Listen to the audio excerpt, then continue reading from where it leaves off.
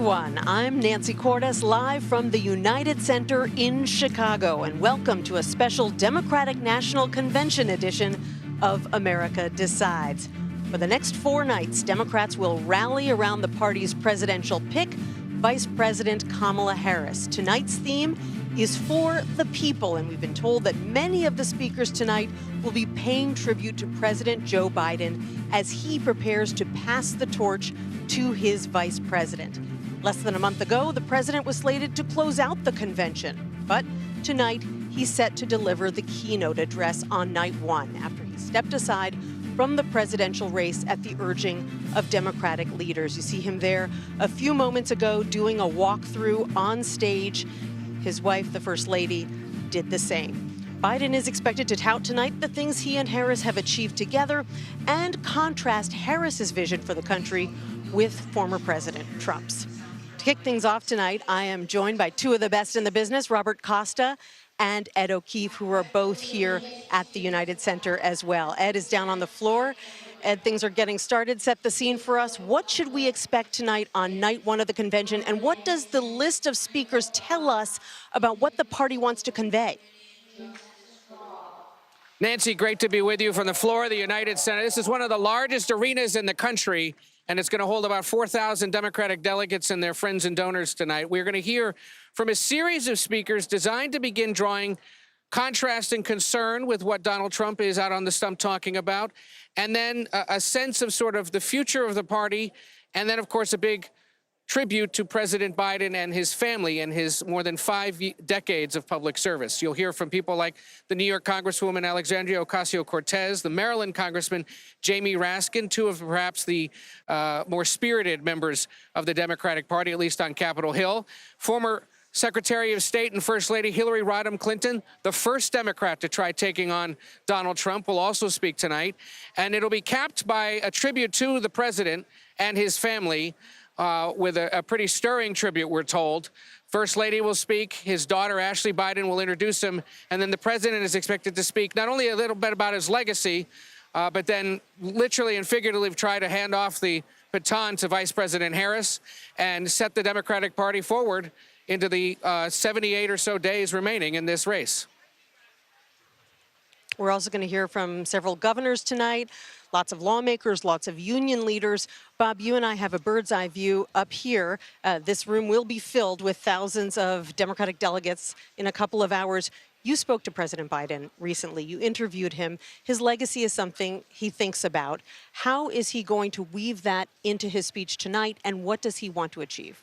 Based on my reporting, he is going to talk about his presidency, but put Vice President Harris front and center as his governing partner, making the case as both a friend, a confidant, and a president that she is ready for the job, that she was at his side during many key decisions. But coursing through this speech will be some of the themes of his own presidency. He believes firmly that he is someone who believes in the preservation of democracy. He's an advocate for it. And he's going to talk about, maybe not in direct terms, former President Donald Trump, but about the stakes of this election and imploring Democrats to get behind this ticket. And he has a coalition that goes back more than a half century in national politics, back to his election to the Senate in 1972. Labor, traditional Democratic constituencies. You can expect him tonight to talk about Vice President Harris in a visceral, personal way and a professional way, but also really try to rally labor, workers, traditional Democrats, working Democrats to make sure they have the same enthusiasm for her and Governor Walz as they did for him months ago.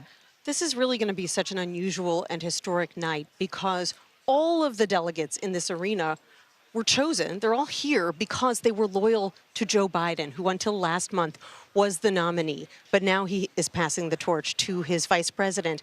And so that makes the atmosphere here really bittersweet, Ed.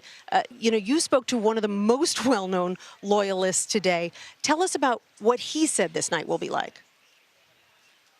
Well, to your point about bittersweet, when the president was out here a little while ago doing his sound check, one of the reporters asked him, is this a bittersweet moment? The president looked at him and just said, it's going to be a memorable moment. So perhaps a slight acknowledgement that it is bittersweet, because remember, he didn't get a convention of his own 4 years ago, at least one that involved thousands of people.